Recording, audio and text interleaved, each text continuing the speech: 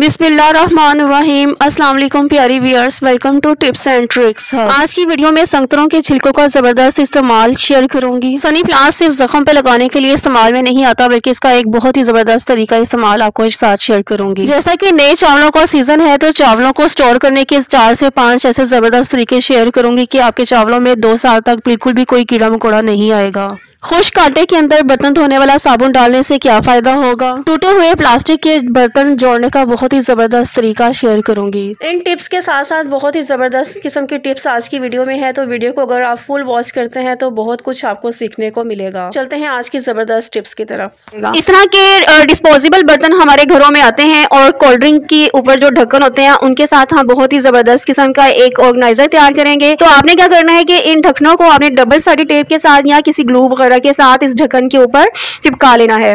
तो अब ये हमारे पास एक बहुत ही जबरदस्त किस्म की एक ट्रे तैयार हो जाएगी, जिसको आप किचन शेल्फ पे या कहीं फ्रिज वगैरह में बड़ी आसानी से रख सकते हैं। इसको बड़ी आसानी से मूव कर सकते हैं। इस ऑर्गेनाइजर का एक बड़ा एडवांटेज ये भी होगा कि इस ढक्कन डिस्पोजेबल बर्तन का जो नीचे वाला पार्ट है उसको आप इस तरह से बंद करके फ्रिज में भी रख सकते हैं, और इसके ऊपर कोई सा भी और जो आपकी फ्रिज में रखने वाले बर्तन होते हैं उनको भी आप रख सकते हैं। तो इस तरह से ये देखने में भी अच्छा लगेगा ऑर्गेनाइजर, और हमारे कामों में आसानी भी होगी और ये स्पेस सेविंग भी हो जाएगा। तो चलें डिस्पोजेबल बर्तन के साथ एक और जबरदस्त किस्म का ऑर्गेनाइजर बनाते हैं जो कि हमारे किचन में बहुत ही काम आएगा। तो इस तरह का राउंड शेप में जो हमारे पास डिस्पोजेबल बर्तन आते हैं वो आपने लेना है, छुरी गर्म करनी है, और गर्म छुरी के साथ आपने जिस तरह से मैं आपको वीडियो में शो कर रही हूँ आपने इस तरह से दोनों साइड से काट लेना है। तो देखा कितनी आसानी से हमारा एक और ऑर्गेनाइजर तैयार हो गया। तो अब आपने क्या करना है कि किसी भी डबल साइडेड टेप के साथ आपने इसको फिक्स करना है, और किचन में कहीं भी किसी कैबिनेट के साथ आपने इसको फिक्स कर देना है। इसके बाद आप इसको यूज कैसे करेंगी, आप बहुत सारी जो हैंग करने वाली चीजें जैसे कि प्रेशर कुकर की बेल्ट हो गई, या एक मैंने आपको ऑर्गेनाइजर बनाना सिखाया था जिसमें हम अपने क्लॉथ क्लिप्स खराब प्रेशर कुकर की बेल्ट के ऊपर लगा के अपनी क्लॉथ क्लिप्स को ऑर्गेनाइज किया था। तो उस ऑर्गेनाइजर को भी मैं इसके अंदर लगा सकती हूँ, और इसके अलावा जो मेरे किचन में प्रेशर कुकर की बेल्ट यूज होती हैं उनको भी मैं यहाँ पे हैंग कर सकती हूँ। तो देखा कितनी आसानी से हम कबाड़ से जुगाड़ बना सकते हैं। तो इसी तरह से बहुत सारी हमारी किचन में और घर में ऐसी बहुत सारी चीजें होती हैं जिनको हम वेस्ट समझ के फेंक देते हैं, लेकिन वो हमारे कामों में बहुत ज्यादा आसानी पैदा कर सकती हैं। तो अब इस ऑर्गेनाइजर से मेरी बेल्ट वगैरह नीचे ना गिरे, तो इसके लिए मैं क्या करूंगी कि इसी ऑर्गेनाइजर का जो ढक्कन है उसके ऊपर मैं फिक्स कर दूंगी। तो इस तरह से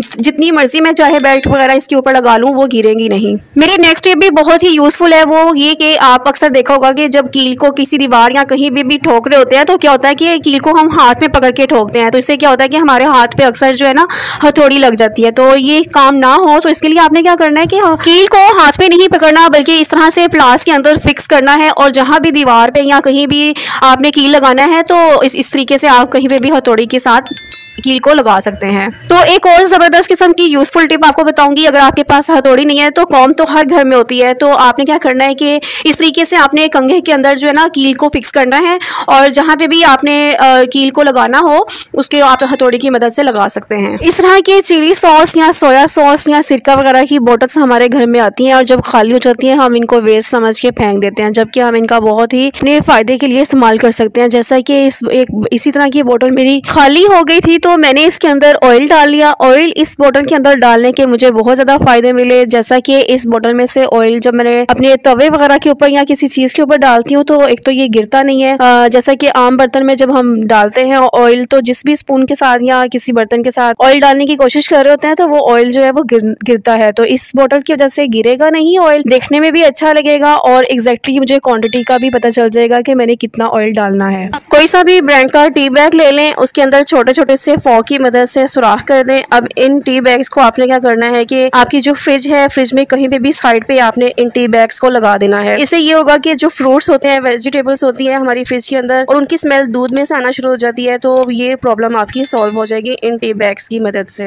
गर्मियों में इस तरह के शूज पहने जाते हैं, और आगे बरसात का मौसम और आ रहा है तो बारिश के मौसम में भी कभी कभी इस तरह के शूज जो है वो भीग जाते हैं और बहुत ज्यादा स्मेल आना शुरू हो जाती है। तो सिंपल सा मेथड है, इसी तरह से आपने टी बैग लेना है, टी बैग के अंदर फॉक की मदद से छोटे छोटे से होल कर लें।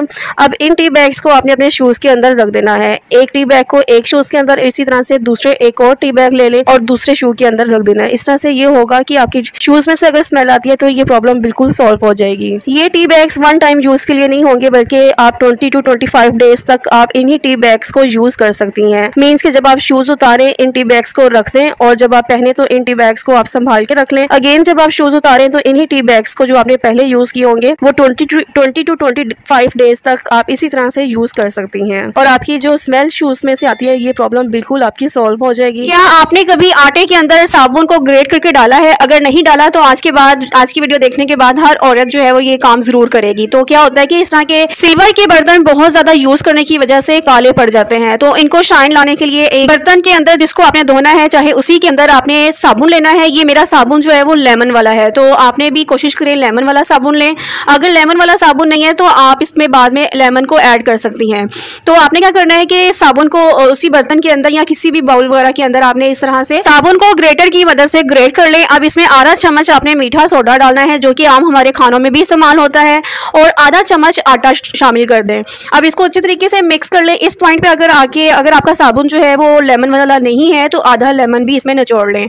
अब इसके बाद थोड़ा सा इसमें पानी ऐड कर लें ताकि ये थोड़ा सा गीला हो जाए, और किसी भी स्क्रबर वगैरह के साथ इसको स्क्रब करें अच्छे तरीके से। इसको स्क्रब जब करेंगे आपके ये जो मिक्सचर हमने बनाया है उसकी मदद से ये जितनी भी मैल कुचैल इस बर्तन के अंदर फंसी होगी वो बड़ी आसानी से नरम पड़ जाएगी, और ज़रा से स्क्रबिंग से बिल्कुल ये बाहर निकल आएगी।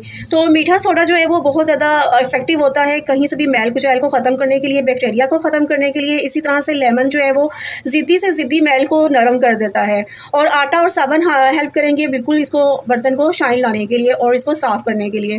तो स्क्रब करने के बाद मैं इसको धो के लेके आई हूँ, तो देखें बर्तन मेरा कितना ज़्यादा चमक उठा है। हाथ और चेहरे के गैर ज़रूरी बालों को उतारने के लिए लेडीज़ इस तरह के रेजर्स यूज़ करती हैं। वैसे तो इन रेजर्स से यूज़ करने से बाल बहुत ज़्यादा थिक आते हैं और इनका वैसे भी यूज़ नहीं करना चाहिए, लेकिन ये टिप उन लोगों के लिए है जो कि यूज़ करती हैं। तो आप जब भी इन रेजर्स को यूज़ करती होंगी आपने ऑब्जर्व किया होगा कि आपकी स्किन बहुत ज़्यादा ड्राई हो जाती है और छोटे छोटे से दाने भी निकल आते हैं। तो सिंपल सा तरीका है इस प्रॉब्लम से बचने का। आपने क्या करना है कि जब भी इन रेजर्स को यूज़ करना है तो थोड़ी सी वैसलीन ले लें।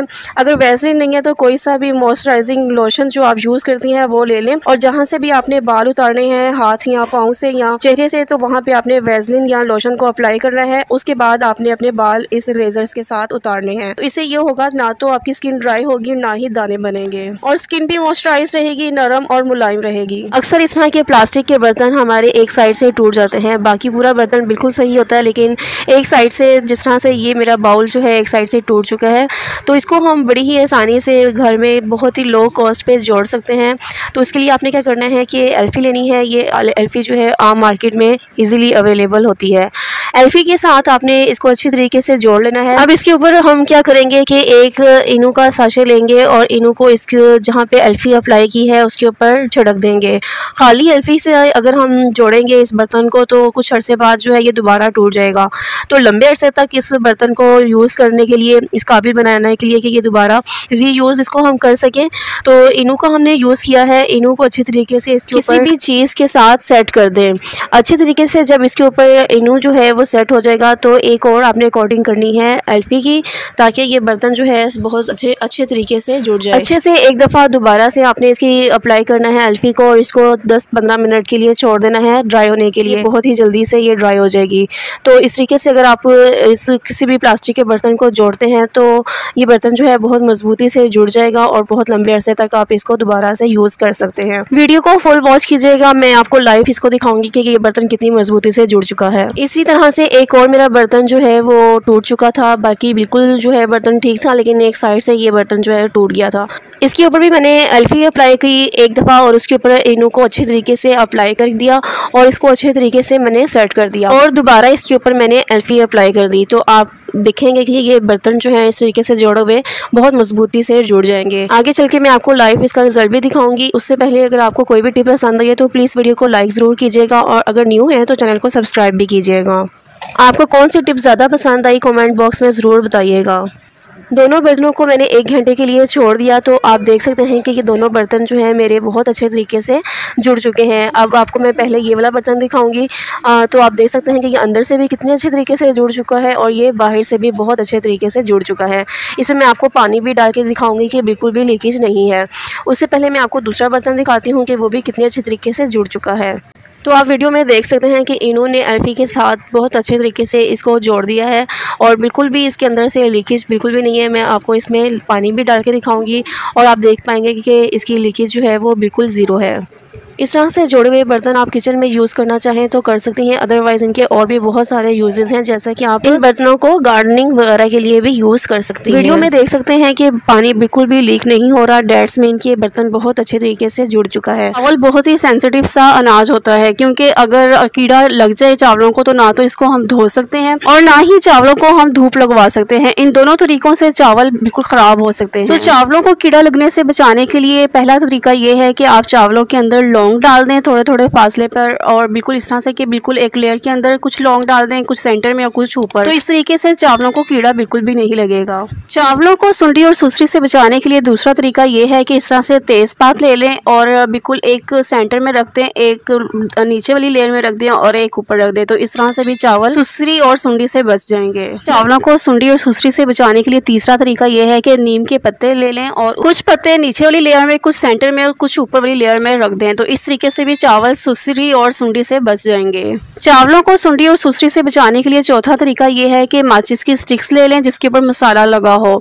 अब इन स्टिक्स को आपने चावलों के अंदर रख देना है कुछ थोड़े थोड़े फासले पे। तो इस तरह से भी चावलों के अंदर सुंडी और सुसरी बिल्कुल भी नहीं पैदा होगी। आपने अगर कोई सा भी तरीका अडॉप्ट नहीं किया हुआ, चावलों में सुंडी और सुसरी पैदा हो गई है, तो उसके लिए आपने नीम के पत्ते लेने हैं, काली मिर्च के कुछ दाने ले लें और कुछ लौंग के दाने ले लें और 5 से 6 कलियां लहसुन की ले लें। मेरे पास लहसुन का पेस्ट था, मैं पेस्ट ही यूज़ कर रही हूँ। तो अब इन सारी चीज़ों को आपने जो मसाला बनाने वाली डिब्बी होती है उसके अंदर डाल लेना है। याद रहे कि मैंने यहाँ पे पानी का इस्तेमाल बिल्कुल भी नहीं किया। अब इस तरीके से इसका पाउडर सी शक्ल आ जाएगी। अब इसको आपने क्या करना है कि इसी प्लेट के अंदर रख लें और जो चावलों का कंटेनर है उसके अंदर दरमियान में करके इस तरीके से आपने इसको रख देना है। अब कंटेनर का ढक्कन ले लें और इस ढक्कन को इस तरीके से रखें कि चावलों का कुछ हिस्सा जो है वो बिल्कुल ओपन रहे। 3 से 4 घंटे के अंदर अंदर सारी सुसरी चावलों में से बाहर निकल जाएगी। अब इसके बाद आप चावलों को जिस तरीके से समेटती हैं रखती हैं उस तरीके से आप इसको रख सकती हैं। जैसा कि अक्सर लोग चावलों के अंदर बोरिक एसिड लगाकर चावलों को प्रिजर्व कर लेते हैं, सेव कर लेते हैं, ताकि किसी भी किस्म का मॉइस्चर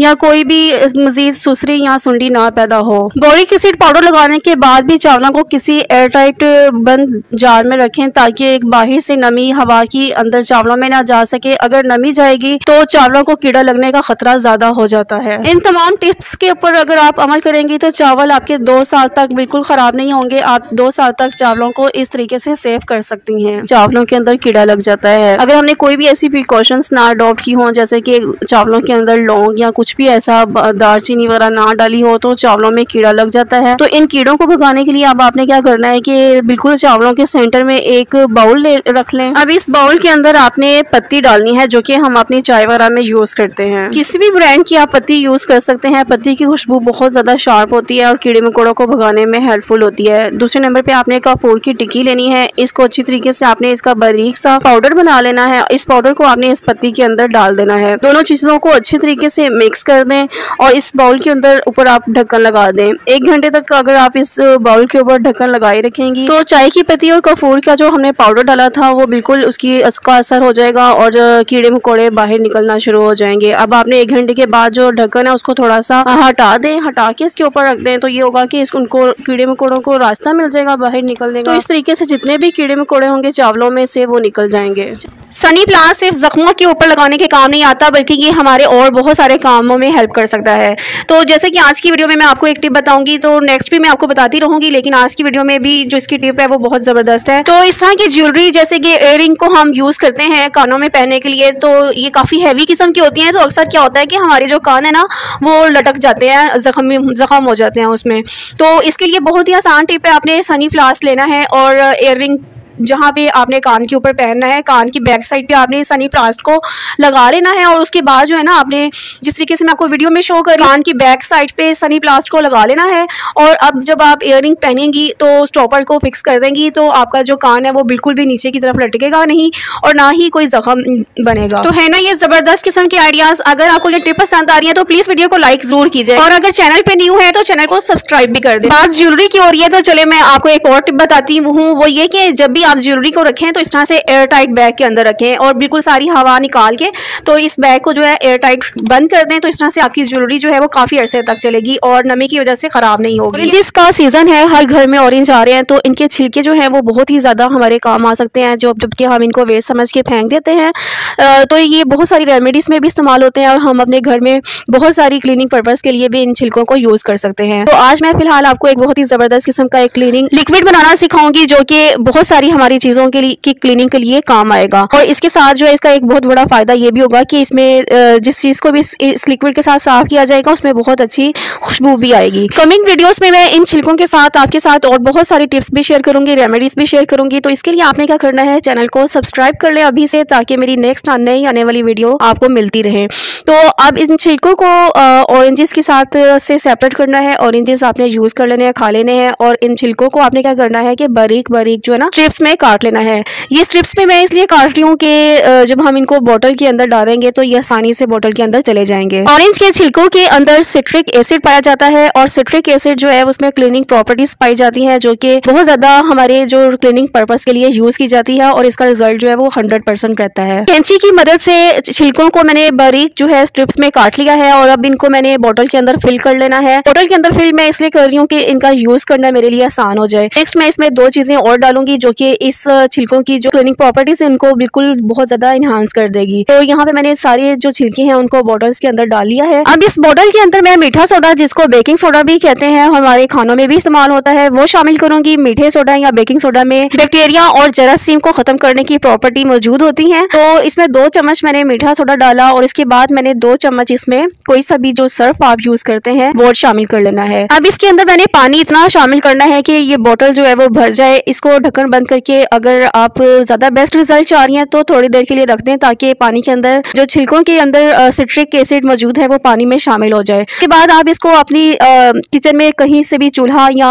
काउंटर टॉप को साफ करने के लिए इस्तेमाल कर सकती हैं, कैबिनेट्स को साफ कर सकती हैं। कहीं पे भी मैल कुचैल काई जमी हो, जैसे कि सर्दियां थी बहुत ज्यादा, में चिकनाहट जो है वो फंस जाती है, तो बहुत ज्यादा ये क्लीनिंग करेगा, बहुत ज्यादा अच्छी तरीके से ये सफाई कर देगा। जिद्दी से जिद्दी जो मैल है, चिकनाई है, उसको बहुत अच्छे तरीके से साफ करेगा। इसके अलावा आप फ्लोर क्लीनिंग के लिए भी आप इसको इस्तेमाल कर सकती हैं। ये सिर्फ ना सिर्फ सफाई करेगा बल्कि बहुत अच्छी खुशबू भी पूरे घर से आएगी। उम्मीद करती हूँ कि आज की वीडियो आपको पसंद आई होगी। अगर मेरी वीडियो पसंद आई है तो प्लीज मेरी वीडियो को लाइक करें, चैनल को सब्सक्राइब करें। एक चुन्ना मुन्ना सा कमेंट करके जरूर बताइएगा कि आपको कौन सी टिप्स ज्यादा पसंद आई। इस वीडियो को अपने फ्रेंड्स एंड फैमिली के साथ शेयर करें ताकि उनको भी इन टिप्स से फायदा हासिल हो सके। तो मिलते हैं नेक्स्ट वीडियो में। अपना बहुत ज्यादा ख्याल रखिएगा और मुझे अपनी दुआओं में याद रखिएगा। मिलते हैं नेक्स्ट वीडियो में। Till then take care. अल्लाह हाफिज।